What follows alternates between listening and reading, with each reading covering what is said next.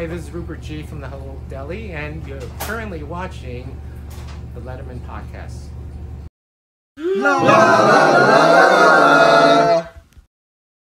Welcome once again to the Letterman podcast. My name is Mike Chisholm. This is going to be a very interesting episode because we either are going to have a guest or we're not going to have a guest. And if we don't have a guest, I'm just going to do what I do and talk about David Letterman for a few minutes here. We had a weird sort of happening with the Letterman podcast this week. It's funny. I'm recording 3 episodes next week. I had a whole pile of them that were recorded a few weeks ago, but this week here we ran out of the can. We ran out of what we had, and with the inventory that I have coming up of guests coming on the show, I was like, yeah, it's going to be great. We'll just ride it right through, the beginning of autumn, and we'll go from there. Well, I had 2 guests this week on deck. Both of them, one of them had to reschedule to next week. In fact, the other one, kind of jammed on me, and that's okay. And I'm not saying who it is. We're fine with that. Now, when that happened, I was talking to Don Giller, and he said, well, maybe it's, I said to him, it actually started me going, hey, I would love to have you on the show, and I don't have a guest this week. Would you do it? And he, of course, said no, which is our way. Don Giller is, I love the man to death, and I could never, ever predict what the man is going to say or do. And that's one of the reasons why I love him. But we have this running joke about how he's never going to come on the podcast. He even did an interview, and let's plug this interview, that Don did with Alex Bennett, radio legend. He loves it when I say that. Alex Bennett, not too long ago. You can go to Gabnet and the Gabnet YouTube channel and check out Don Giller on there a few weeks back. I promoted it within the Letterman podcast Facebook group. You can find it there if you go down a couple months worth of posts. You'll find it there. And Don did a great job. And part of me thinks that he did that episode because of, reverence and respect for Alex. And Alex is Rick Sheckman's best friend, and there's our boy Shecky right there. But part of me also thinks it was a little bit of a, because he went on Alex's show and still won't come on the Letterman podcast. Anyway, oh my gosh, he actually is here. I was thinking that I was going to talk to you for 45 minutes, but he's actually here. You showed. You're here. Are you taping? I'm taping. All right, hang on. Okay, what's that? Perfect. Oh man, I can do that too. I got one of those. I got a couple of actually from the home office of Don Giller. Welcome.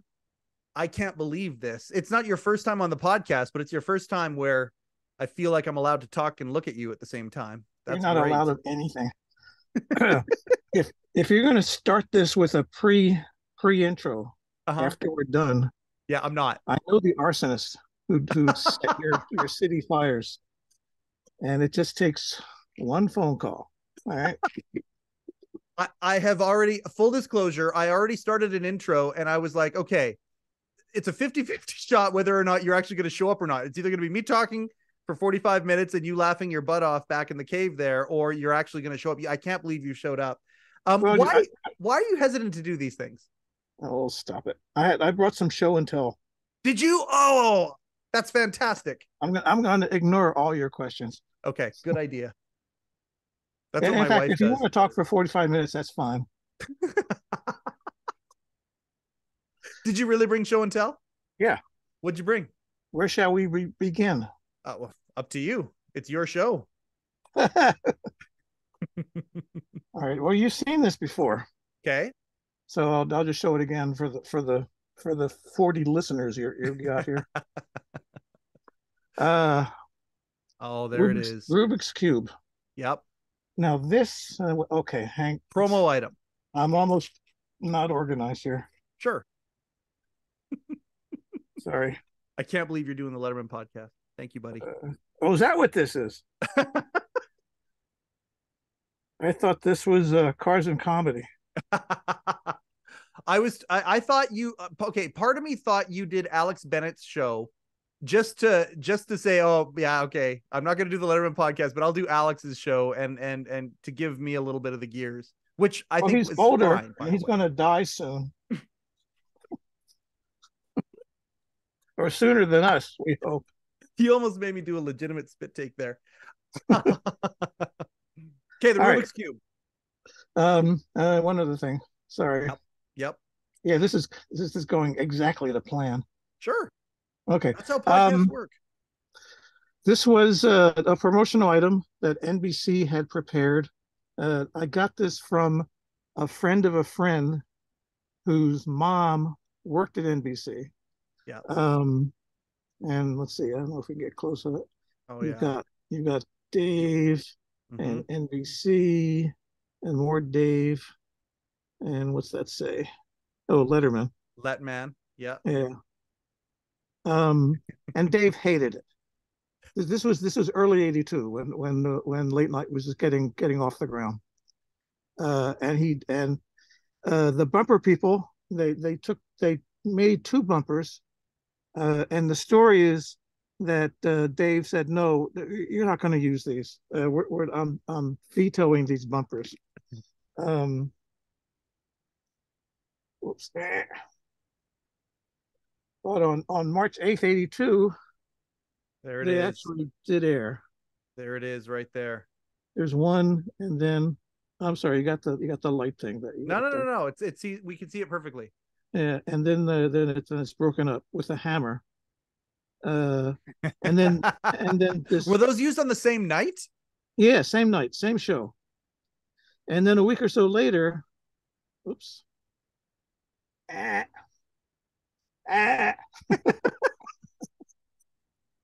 I knew this was going to happen. No. We're good. Yeah, about a week later or a couple of days later, they aired this one more time, just this one, and then it never saw the light of day again. So that's the earliest thing I got. Yeah, well, that's the first year of the show. Yeah. I mean, I doubt the sponges were even made at that point, right?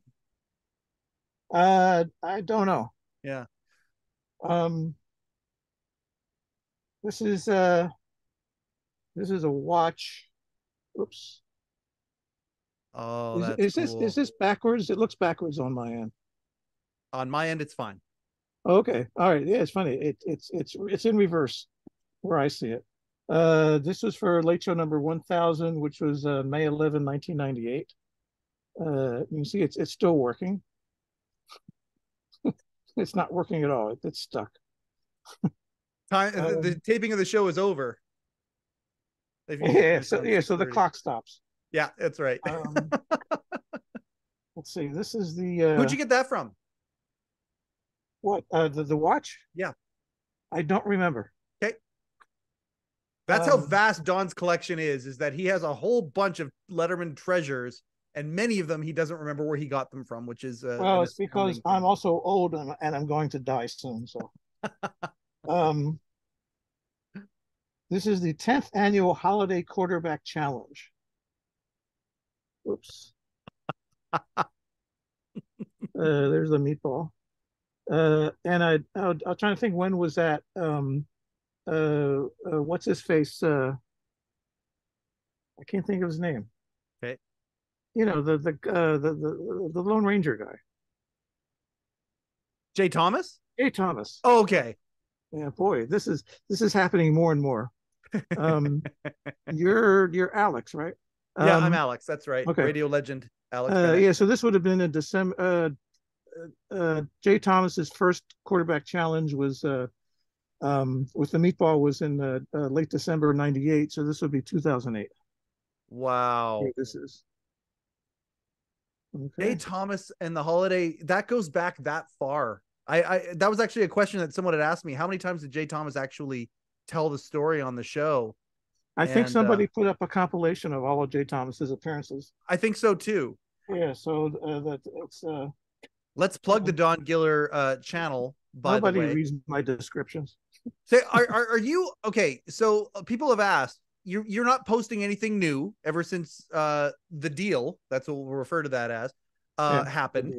you don't post anything new online.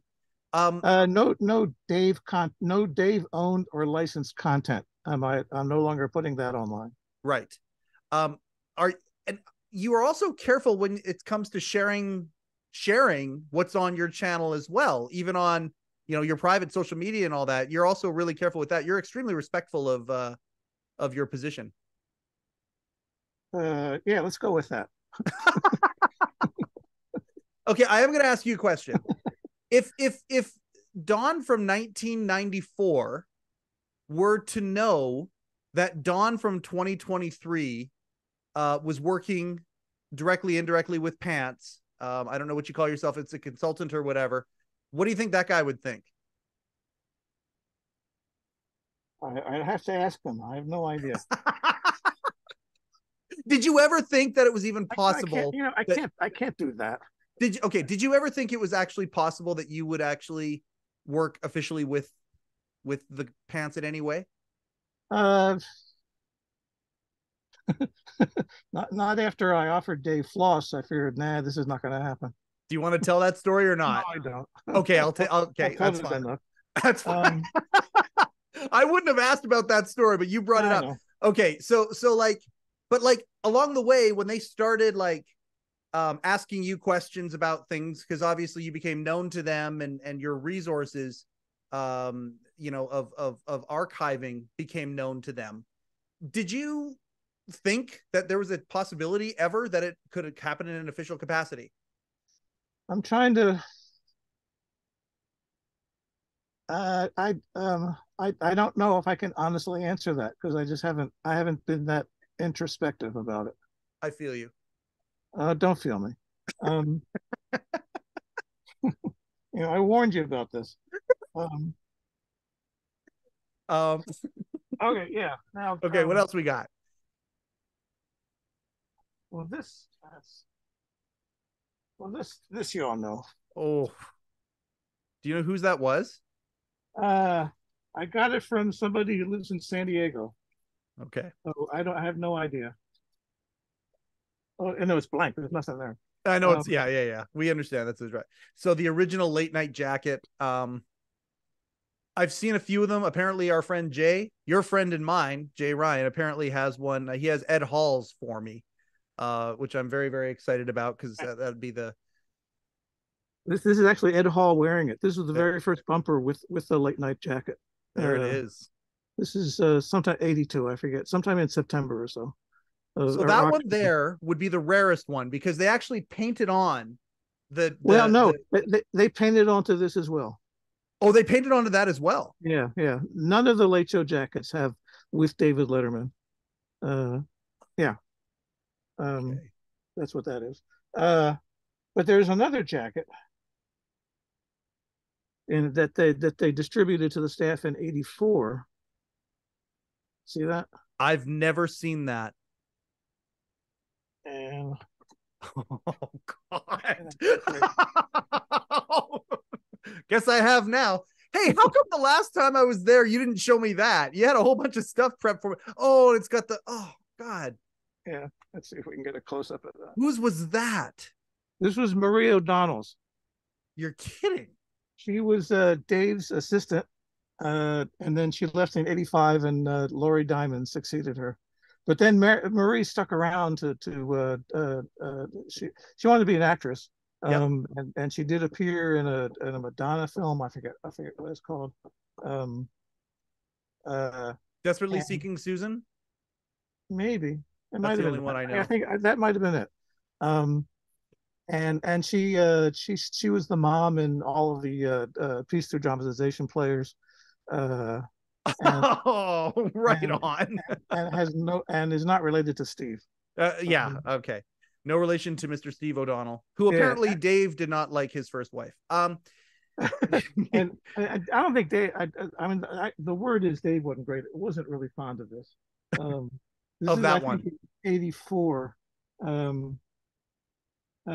got it. It's Marie's rather, but I got it from Mark Malkoff, who got it from Bill Shortridge.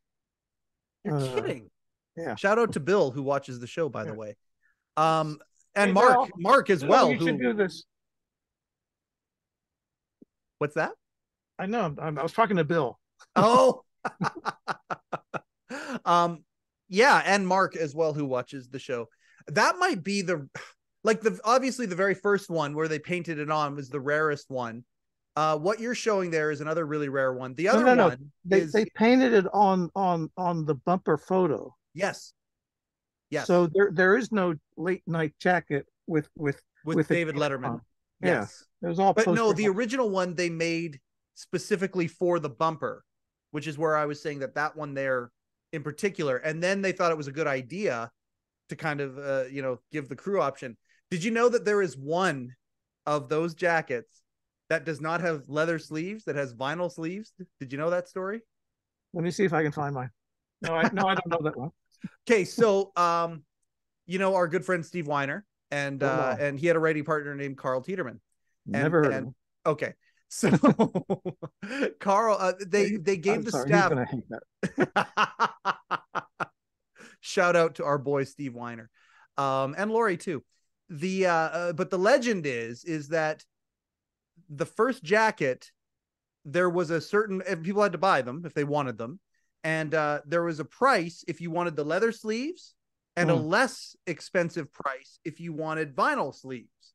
And apparently Carl was the only one who chose vinyl sleeves.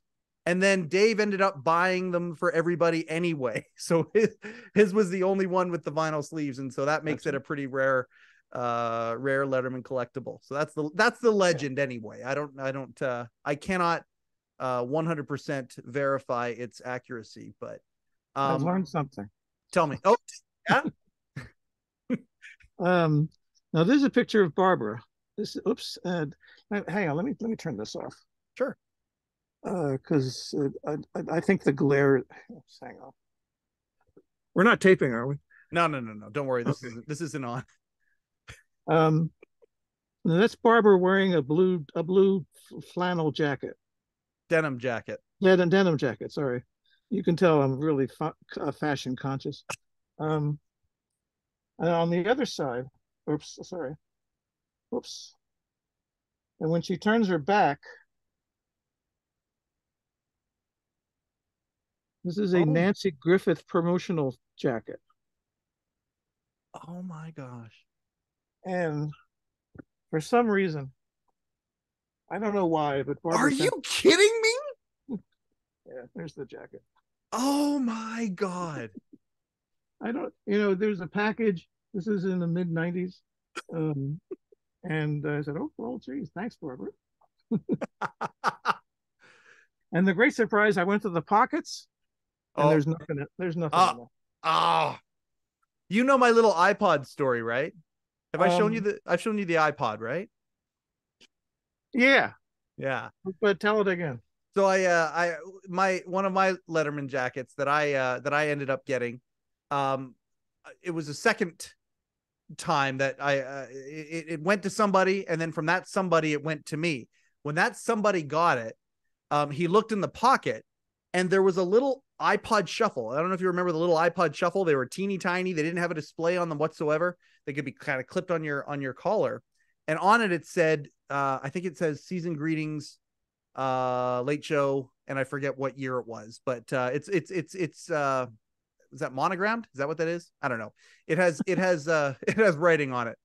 And so when that jacket found its way to me, he's like, "Oh, it's only fair that the iPod accompanies it." And apparently it's loaded.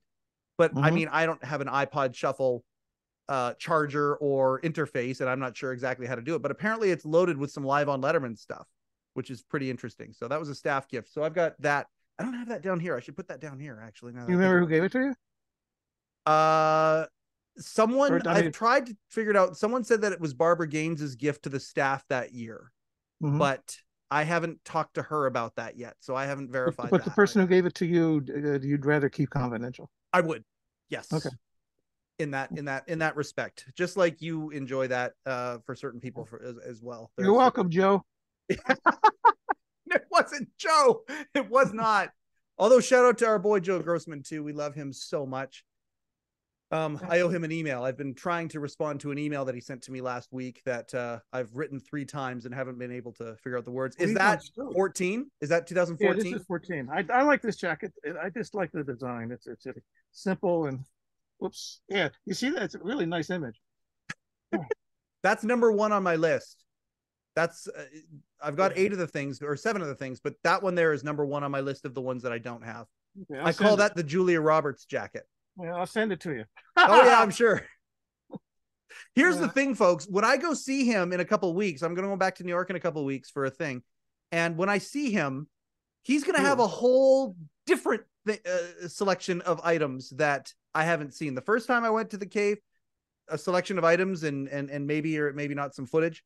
The second time I went, completely different things. And now for the show and tell, I haven't seen any of these things. That first late show I've seen that. Yes. Yeah. The late night jacket though, with the big block letters on the back, that is astounding to me. Yeah. That is, and this you've done. Oh, I love the Joe Grossman Flipbook.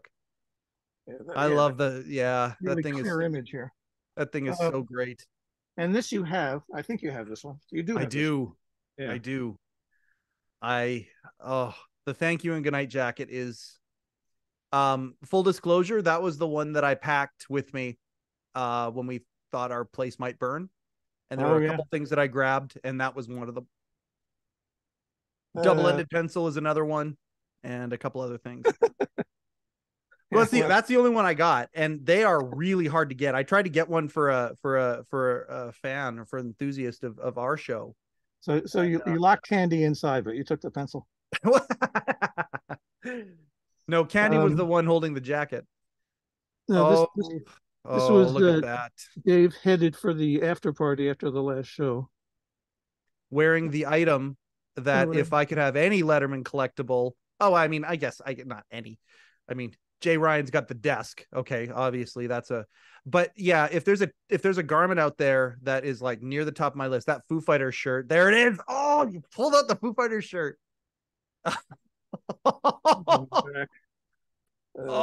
Itinerary. Yeah, I love that. Band shirts are my favorite t-shirts to wear when I can get away with them wearing them to the office with a sport coat on. I do. That shirt is incredible. You see the band members and Dave in the middle. That's Roy Letterman. Roy Letterman. That's right. And it's a perfect role. And yeah, I mean, so for those who don't know, the last night, were the thank you and goodnight jackets handed out the last night? The last morning. The last morning. So everyone was wearing them. If you watch the last Late Show with David Letterman, you see all sorts of people in the thank you and goodnights jackets, and there's all sorts of videos that are out there showing behind the scenes, and they're all wearing them. So they got the last jacket. That was the 2015 jacket. And then the Foo Fighters apparently showed up with those t-shirts. I think that's how it went. And because they were obviously the final musical anything on that show, other than Paul and the band playing the credits out at the end. The Foo Fighters played during that amazing montage, and they showed up with a gig shirt specifically made for that moment. I'm thinking about doing that for when we come out next month, actually. Thinking about making a shirt just for a select few people. You'll be on that list, of course. I'm not paying attention. I don't know what you're saying. All right, sounds good. What do we got here? Oh, look at the white suit on Mr. Letterman there. This is from what is this? June 12th, 85. He's holding up that stupid doll. Here's a close up of it. Yep. And look at that stupid doll. Now, Jerry, and I think Dave aired it. Jerry took a picture of the doll next to his baby Kevin, I think. Jerry Mulligan. And the baby is just mortified by this monster. So, how many of those would they have made? Like, were those? I think it was an LA promotional thing. Gotcha. Which of course Dave hated. Now this is a bumper from September of '82. Yep. All right. I don't have the plaid shirt. All right. No, Jerry Mulligan still got that in his closet. But I do have the book. Oh my God. Wow. And the book is actually Men, Ships, and the Sea. That's what the book actually is. Yeah, they had an amazing slipcover staff Oh at that damn! I show. should have. I have another book, but I don't know where it is. So, see what else I got. Show and Tell with Don Giller. Well, I'm warning you. I'm going to call the guy.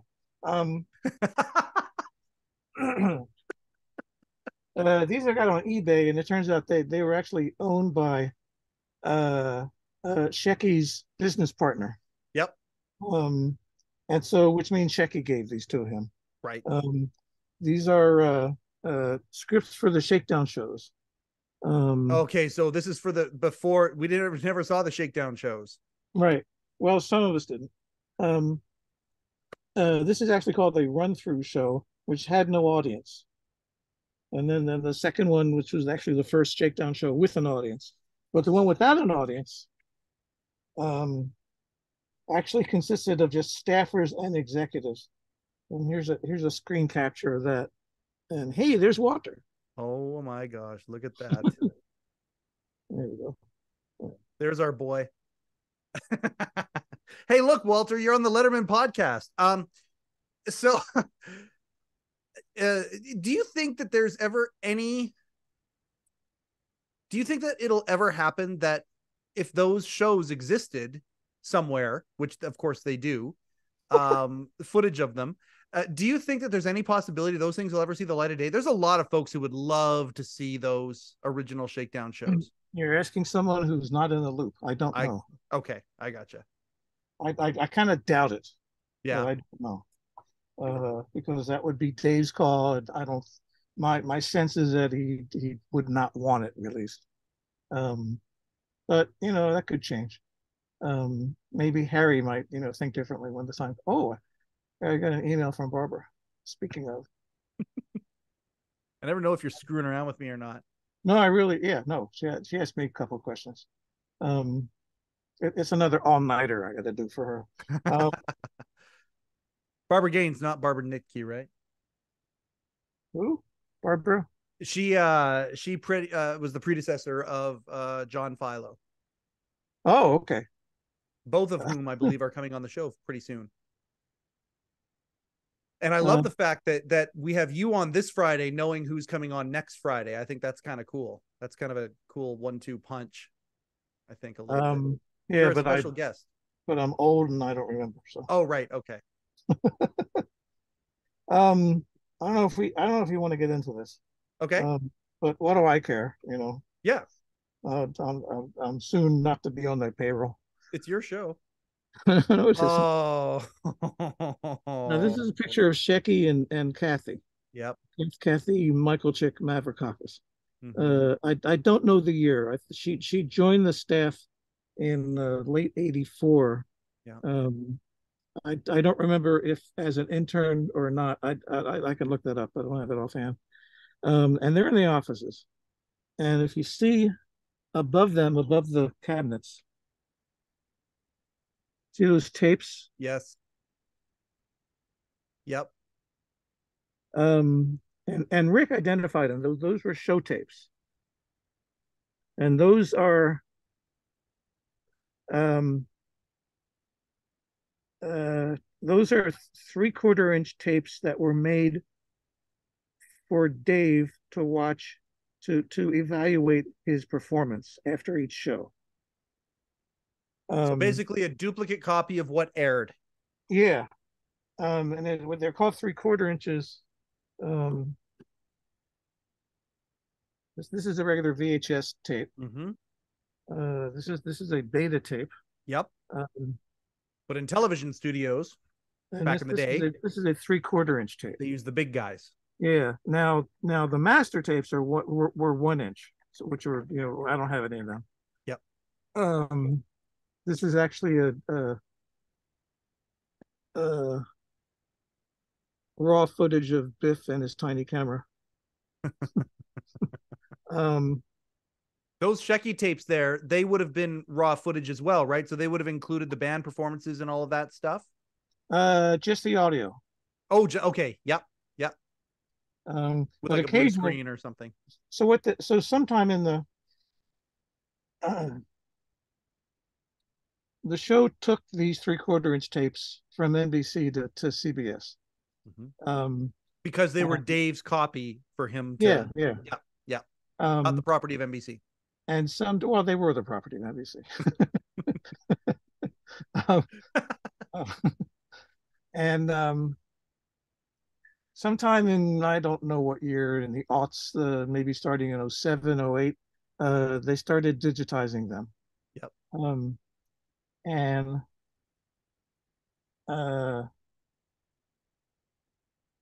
but many of these tapes were in very bad shape.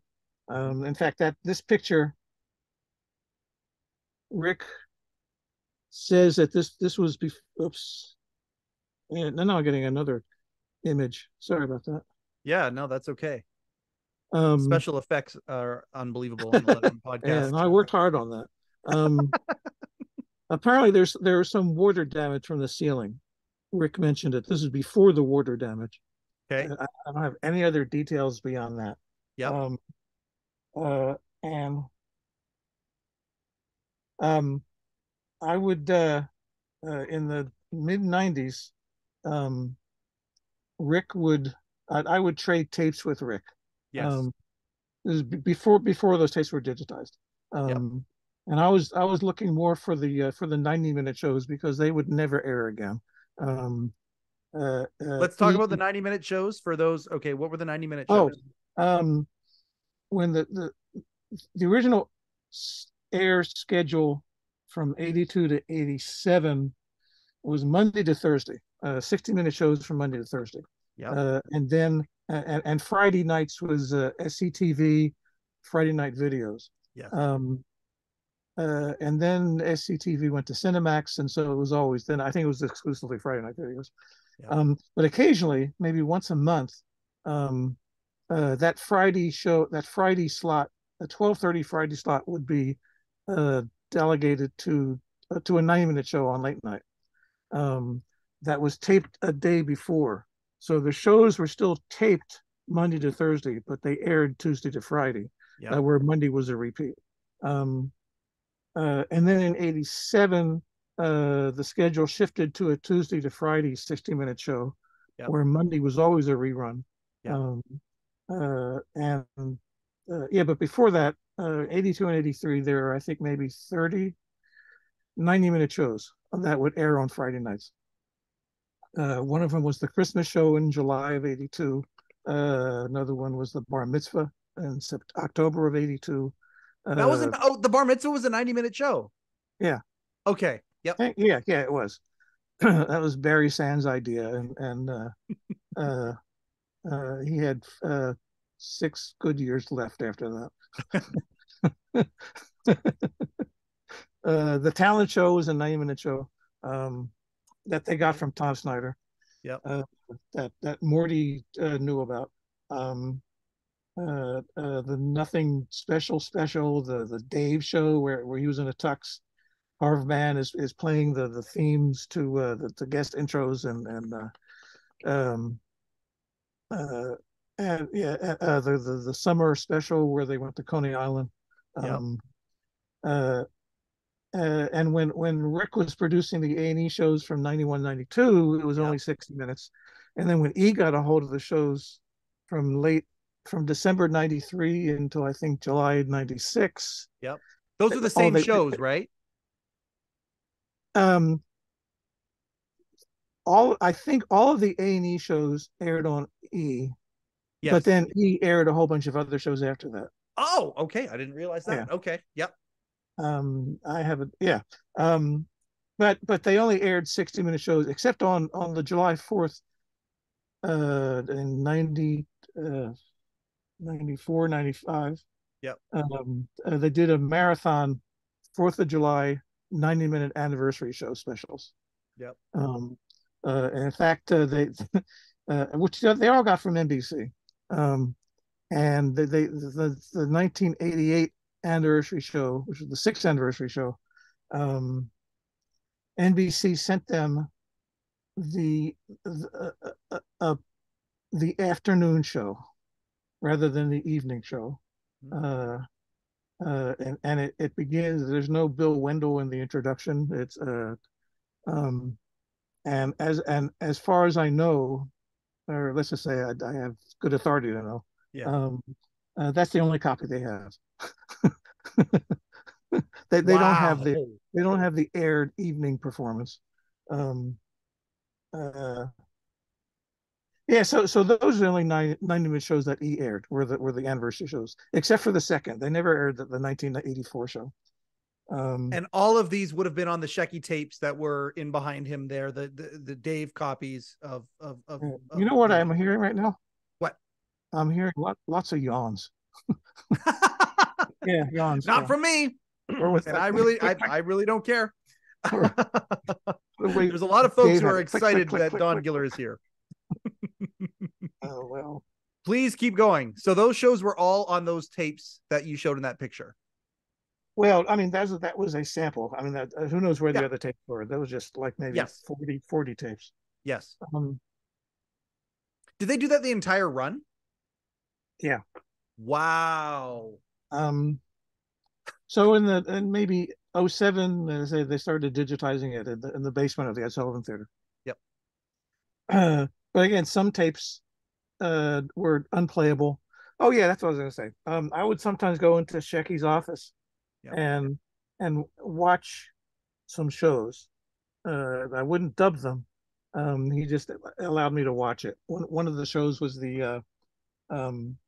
the first show I watched in his office while he was doing something else was the mid-May '84 show where when Andy Kaufman died, and Dave gave a very short eulogy at the very end. That was the only show I had missed at the time, because at the time I didn't have a VCR. I was taping everything on audio cassette, so I couldn't time anything. Right. So that was the first show, which actually he did give me a dub of that. Your eulogy collection that you have on your channel, is that in there? Yeah, that's the very first one, actually. That's the very first show where Dave mentioned the death of somebody. And it ends with his mom's eulogy that never aired because she died 2 years after the show ended. But they had prepared a eulogy for her just in case. And during the last couple of weeks of the show, they used that footage to make it a more celebratory tribute to Mom, because she was still alive. But there's this other version that was more somber. Paul Simon singing the sound, it's very sad and moving. And I'll get to that. Okay. Oh yeah, and another tape that I watched but didn't dub was the January 16, 1991 show that never aired because it was preempted by the Gulf War, the beginning of the Gulf War. Right. The first Gulf War. Yep. And that was in maybe 95, early 96. I think I watched it. Yep. And finally, 6 years later, I got a dub of it. So I finally got a hold of it. And NBC didn't have it. In the course of things, many 3/4 inch shows disappeared. Rick told me a story where they put all the shows with Andy Kaufman on a conference table. All of the late night Andy Kaufman shows, 3/4 inch shows, on a conference table, and then some cleaning person threw them out. Oh. So, but it turns out that wasn't completely true. Okay. There were shows that did survive with Andy. So, but Rick's not around to, so I can't kick him around anymore. As we were saying earlier, I miss that guy. I miss the sound of his Yeah. voice on the phone. I miss him very, very, very much. I miss his talking down to me. That's the fun part. See, I don't miss that. And the reason I don't miss that is because for me, it's like when I talk to you too. It's like I sit under the learning tree and I really don't care if it's because it is to me. It is, you know, guys like you and him should be talking down to me. And I don't, yeah, I never looked at it that way. I always just looked at it like, okay, please just keep talking. That's why I love. Yeah, I don't feel that way because yeah, you do what I can't do. You know, so I can't. You know, you're not a wannabe. Um, I'm the wannabe. Okay, hold on. You're not, but you and Rick very similar when it comes to your disposition about wanting to archive things and do it properly. Okay. Yeah. I gotta right? turn on the filter. Okay, go ahead. we're not all that the same. Well, okay, but the collector parts of you is where I'm coming from. Like what you have just done out of the top of your head with maybe a little bit of preparation, although I mean, gosh, it was only last night that I even suggested that this could even happen. Of you coming on here today, out of the top of your head, you just pulled out 7 or 8, you know, arcane pieces of information that just a lot of people would not know. Rick could do that with film, right? He could do that with comics. He could do that with all sorts of things as well. And again, both of you have collections of the things that you like that are, I call them alpha collectors, like just things that are one-offs, things that just don't exist in the rest of the collecting world of that particular genre. In that area, you and Rick very similar. Like the fact that he would let you watch tapes. He used to work at the tape library or the footage the film library. And people would come in and they would want to watch different archived footage that they had on hand. You know, him allowing you to come into his office and do that. Yeah. I don't imagine there were very many people he let do that, Don. Well, he didn't know I was there. I kind of snuck in. But we also traded tapes. You know, like Right. I would find a tape that he was looking for from other tape traders, like the Jerry Lewis show from '84, I think. There you go. Yep. And then he would then dub for me those 90-minute shows. That's kind of how it works with collectors many times. It's a give and take kind of a deal, right? Exactly right. I couldn't have put it better myself. That you discussed, that you explained it so succinctly. You've crystallized my thoughts exactly. Please do this once a month.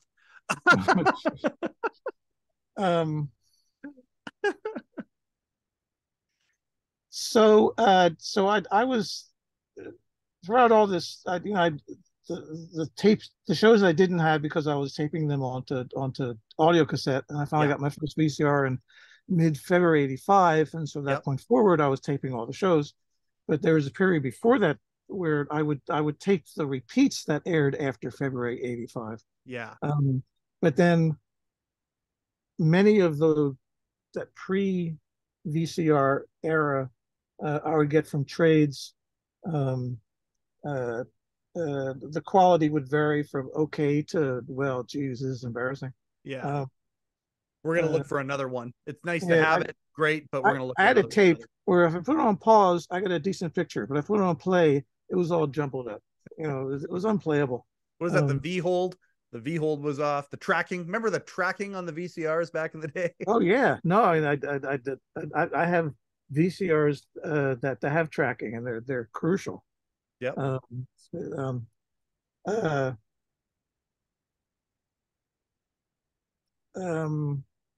But there were still shows I was missing, and complete shows I was missing. Up till just a few years ago.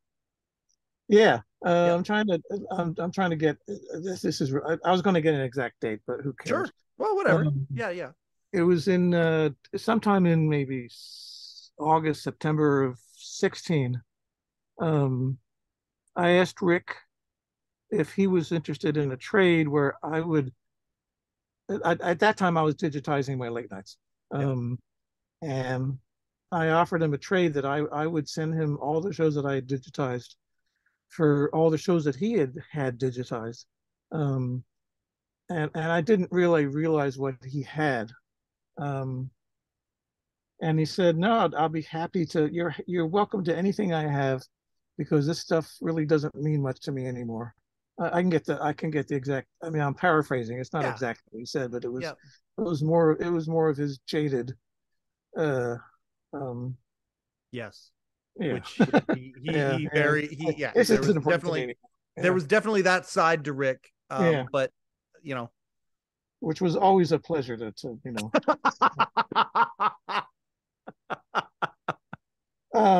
So in so mid November, we met up. He was going to go. He went to MoMA, Metropolitan Museum of what's it? Museum of Modern Art. Museum of Art. Yeah. Yeah. Yeah.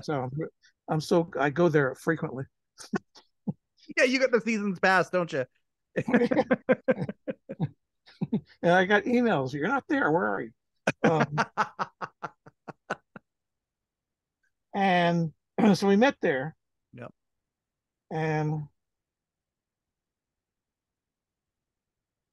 he loaned me this. This is what's called a binder, A DVD binder. DVD binder Yep. that consists of maybe 200 DVDs.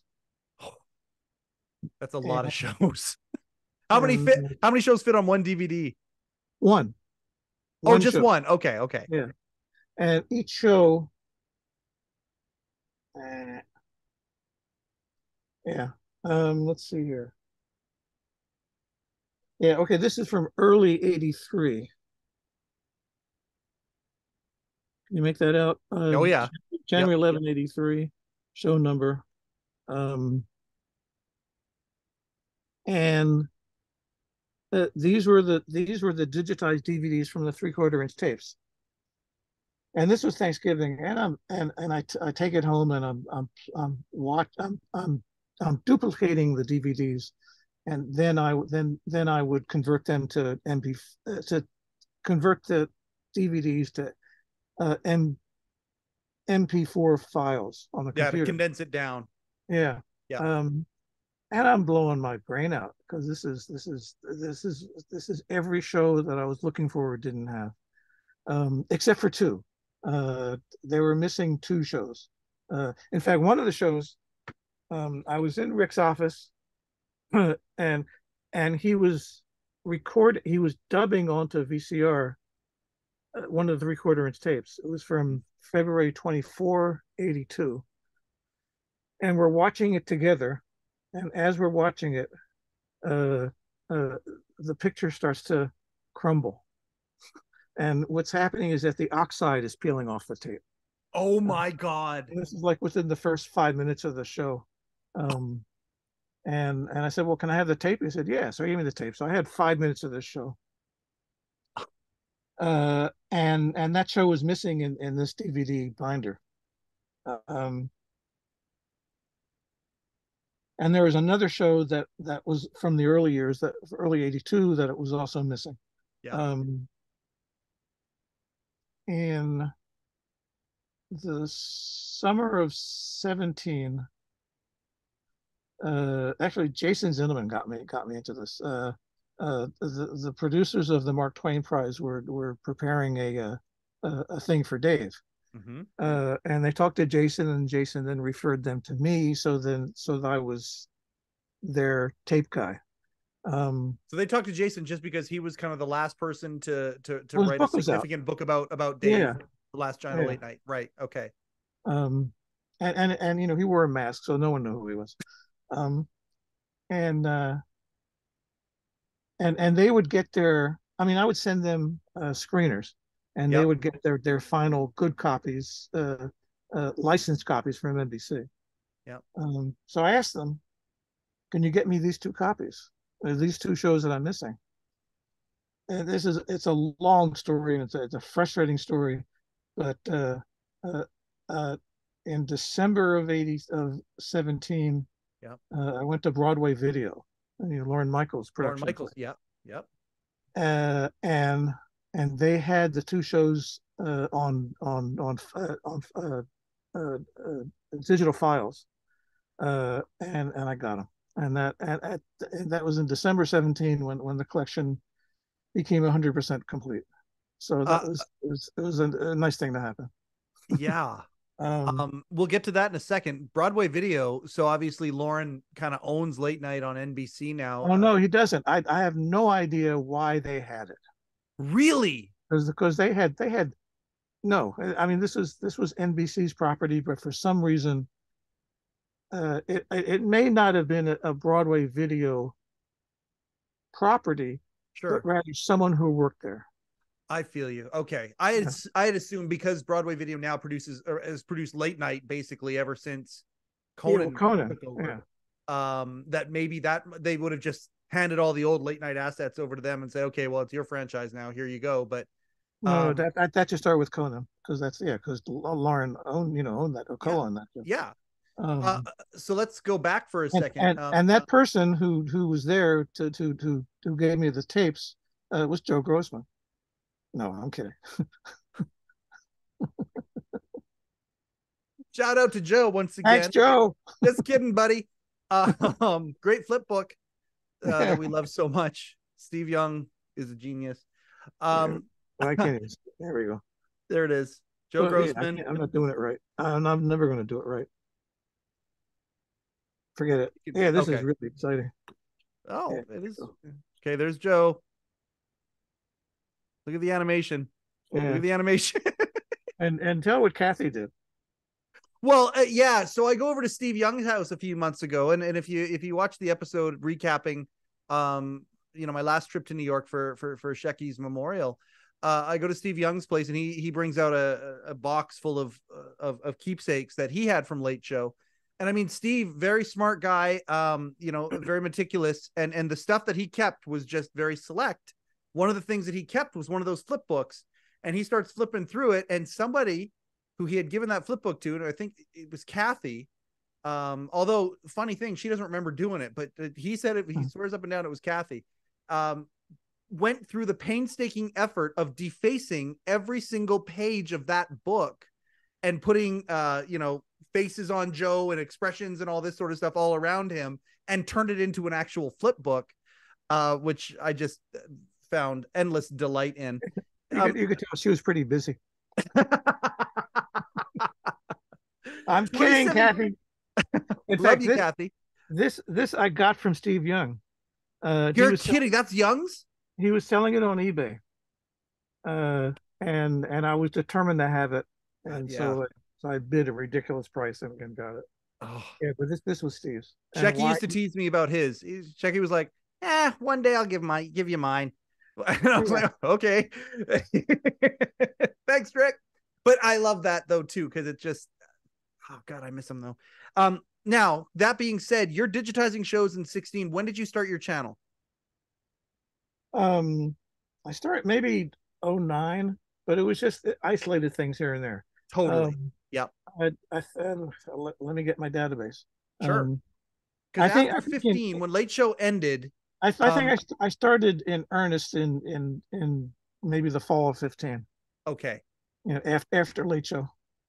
Yeah, and I mean, for a while, you could find on the CBS website, you could still find clips, but pretty quickly after the May 15th or May 20th show, pretty quickly after that footage started disappearing, and because it was so I understand it. I may be wrong.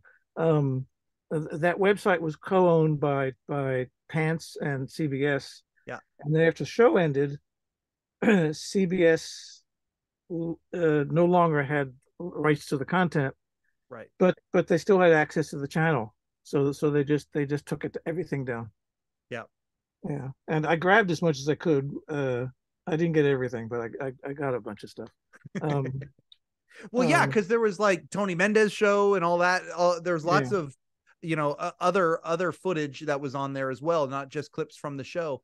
But really, at the end of the day, when you think about it, when you talk about our boy Rick Sheckman, he is a significant contributor to your compilations in some respects. Yeah, I mean, when I got the first binder was in, again, mid-November of 16, Yeah. and it consisted of 82 and 83, Yep. and then in maybe February of 17, he loaned me this. There's a second late night binder, which was every other shows but scattered. It wasn't a complete collection. There was stuff from 84, 85, Yep. a couple weeks of 93, but there was nothing complete about it. Um, that was, I think, in February 17. And then I went over to his place in September of 17. Yep. And I think he loaned me a bunch of tapes, which I then digitized and returned. Yeah, I mean, everything they loaned me, I returned to him. You know, Yeah. I wanted to be really good about that. Yeah. In March of 18, I went back to his place, and I had to take Uber. Um, these were the late shows, the DVD binders of the late shows, and uh, it not complete. Maybe 60-65% of the late shows. The first binder that I had started in February of 95. Okay. So it's missing the first 2 years. I was going to say a couple of years in. Yeah. Yeah. And then it was 95, 96 into the end of 97. And then just very scattered DVDs from 98 until 2007. And then from 2007 to 15, it was complete. Right. Um, Any explanation as to why the breaks? He just didn't have them. I don't know. No, I never, you can't be too greedy. Yeah, Clearly, I know, wasn't going to ask, where are the rest? You get into Fort Knox and, you didn't see all the rooms. Well, okay. Beggars can't be choosers. Yeah, clearly. And when I took him out of the Uber and brought him home and there's another picture where they're all over the place, but this is the better picture. I realized that the first binder was missing, and I was thinking, oh God, did I leave it in the Uber? And that haunted me for months. Oh no. And then that was in March of 17. In September of 17, my friend Adam, who had a car, he drove me and all of these binders back to Rick's place. Yep. And the idea was for Adam to distract Rick in the living room while I went downstairs and then grabbed all of the videotapes I hadn't grabbed before. It was a caper. Well yeah. done. How did it go? And Rick, no, it went as well as it could. And in the tape room was the first binder. And I said, oh, thank God. I was, yeah. There's a remaining maybe 10 videotapes that he said, don't take them now, you'll get them the next time. And there never was a next time. Yeah, but what's interesting to me, and probably to no one else, maybe you, but I'm not sure about you anymore. Yeah, no, I'm here. I'm right with you. These DVDs, it was one show per DVD, but after the show, there are these outtakes. Not on every DVD, but on many of them. There are outtakes of, not outtakes. There's a performance of Jackson Browne performing "Doctor My Eyes" during a commercial break. There's lots of Bill Wendell post-show doing his post-production introduction to the shows. Yep. Alan Coulter's very first announcement, where which I'd put up as part of the his compilation. That's on his tribute. Yeah. In fact, I think it's the very last item that I put up. Yeah. I put it there. I might have watched that one more than any other of your compilations. Is Alan's tribute? I didn't do that.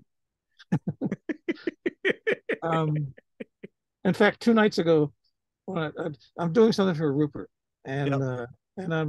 and I found two more outtakes that I didn't realize before, and I said, the nice discovery. There's one's Chuck Berry during he performs a song, and he starts another song, and the show goes into commercial break. Well, here's the entire song, and he's messing up. you know, he, he's playing like shit. He doesn't care. And he's pointing at everyone, you take a solo, no, you take a solo, and no one knows what's going on. And then I found another tape. It was a remote piece where Dave is interviewing a Wayne Newton fan, a nice lady, elderly lady. Yeah. Um, Sounds about right. Yeah, and they're chatting, and he's respectful to her and asking her all sorts of questions, and she's answering them. And Dave says, "Well, we have a page who looks just like Wayne Newton, and we asked him to come in, and he comes in. It's Wayne Newton, and Wayne and this woman, they embrace, and they get their neck bracelets caught up. They get stuck to each other, so they have to Draped redo in it. gold is Mr. Wayne Newton. Yeah, so they have to redo it.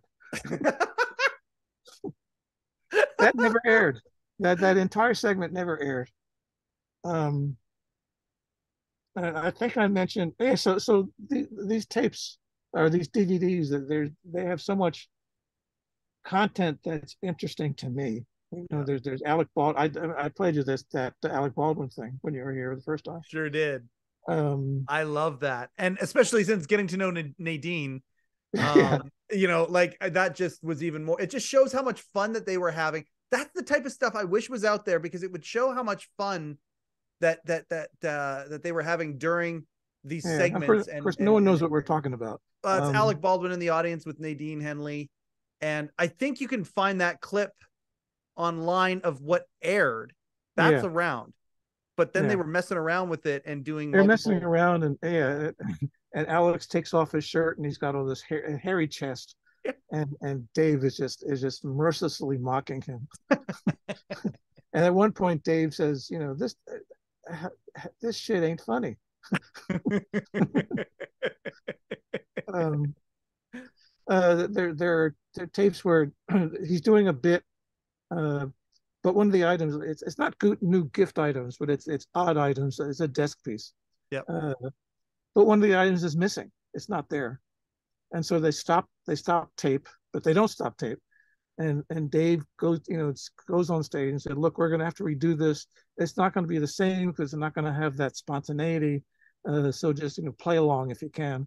And they're still looking for the piece, and an audience member says, "I have the piece," and he says, "No, you don't." So they're going back and forth, and they finally do the piece, and the items finally found, and it just gets a roaring ovation that no viewer will understand the import of that. Exactly. It's the same with with a late night 3/4 inch. There are many during the mid-show break, the half-hour break. Dave would do promos for the show that would air on NBC, usually on the Tonight Show, sometimes in prime time, 9:30, 10:30. Yep. And the raw footage of those promos are in some of these 3/4 inch tapes. That's great. And I've put some of them up. There's a on Twitter, which I'm never going to call whatever they're calling it now. Y, I think they're calling it Y. Yeah, I think it's Y. Yeah. I put up little minute-long segments on Twitter, and I just called it your moment of Dave Zen. So I put a collection of that on YouTube. Yep. This is before I couldn't do it anymore. And those promotional things are included in there. There's just a really nice moment where Dave is promoting that night show, and it's running long. Mm-hmm. It's just a long copy, and he goes over like 10 seconds. And Hal says from the booth, that's way too long. You gotta. And Dave says, "Well, don't blame me." And so he starts another take, and his mouth gets all flubbed up within 5 seconds. And Hal says, "That's too short." And the audience cracks up. There's another one. I'm trying to remember. Oh, Dave does the promo, Mhm. and he ends it by saying, "You'll laugh till you shit." And the audience goes nuts. And he says, "I think we're going to have to do that again." So he does it again, and he ends it with, "You'll laugh." And the audience cracks up because Yeah, of course. they know what wasn't said. Yep. And that to me was just educational. That told me, that gave me a sense of what this show was about. That this connection with the audience and Dave, and what plays and what doesn't play, and how do you use it, and I'm pontificating, so I'll stop now. No. It's they talk about how he's a broadcaster, but and there's so many people that say, oh yeah, Dave's not a pure stand-up, he's a broadcaster, but he knew how to like you say, manipulate's the wrong word. He knew how to take advantage of when you do connect live with the crowd. Yeah. And it went all the way to the end. I can think of episodes of Late Show right into 2015 where I would be at home yearning to be in the audience because they did something that popped, whatever it was. And by that point, I'm like, okay, obviously they've redone this and they're doing it a second time. And the audience is like, you got it right, Dave, this time. Great job. And Dave was able to make them a part of that. Right. Meryl told me something, and I'm trying to remember what it was. It was a situation that was very uncomfortable for Dave and everybody. And Meryl says he was just so smooth.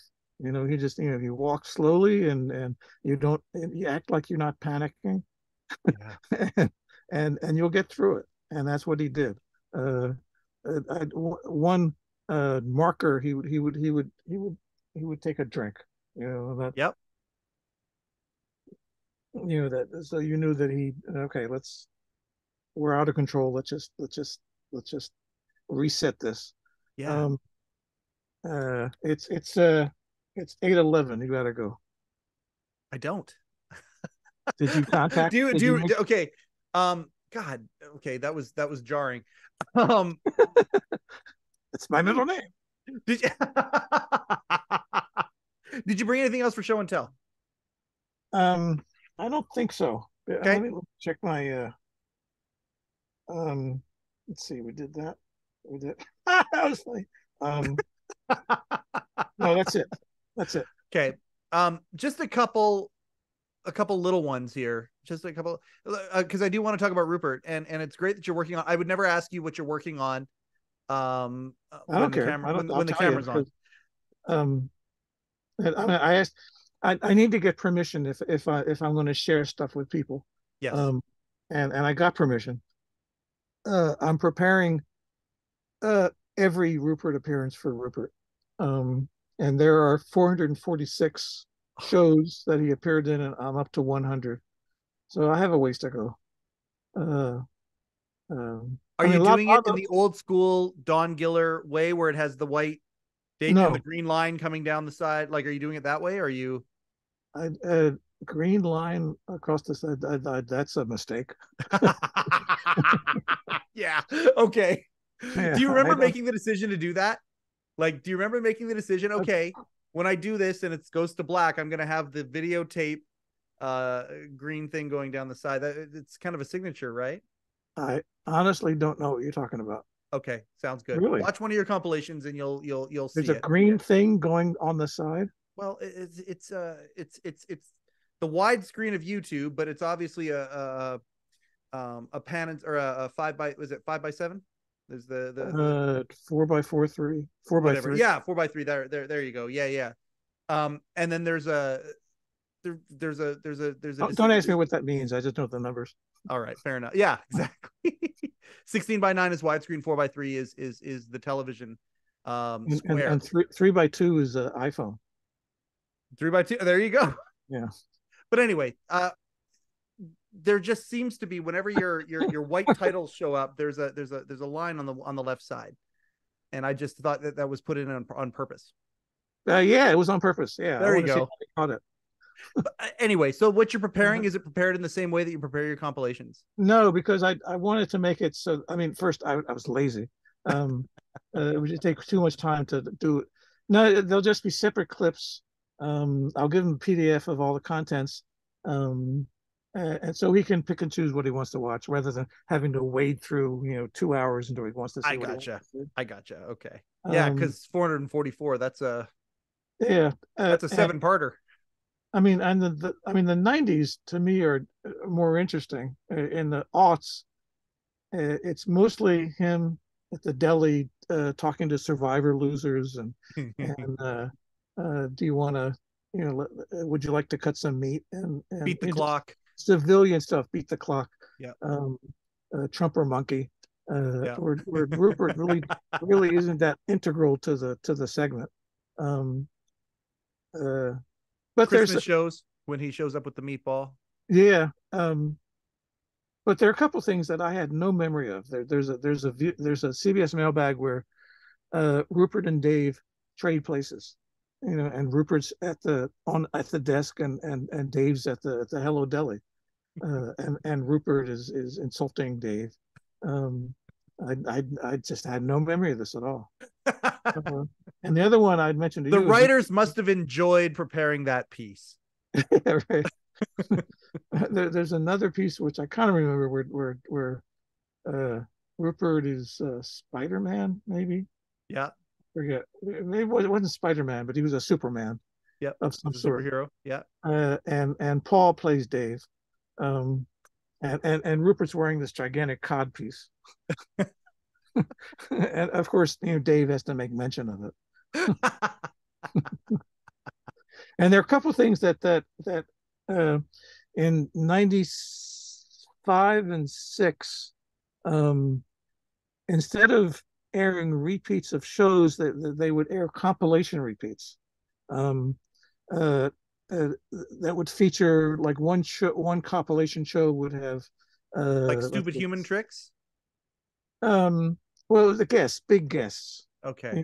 that they collected into one show, and they would be introduced by Dave and other people.